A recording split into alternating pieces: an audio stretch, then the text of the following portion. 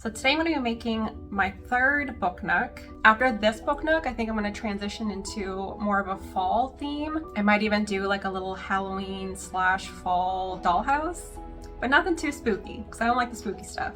But today I want to do a little Hobbit house door. I just picked up some stuff from the dollar store. I found this box that I like. It just was a little dream box. I ran out of hobby wood, so I'm going to use this to make the book nook. It reminds me of like a starry night. So it's gonna be kind of like a night scene.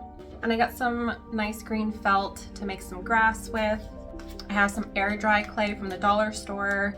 I also got some decorative sand, some foam mushrooms, wire to make a fence, and I have some popsicle sticks and some leftover wood and craft supplies that I'll just play around with.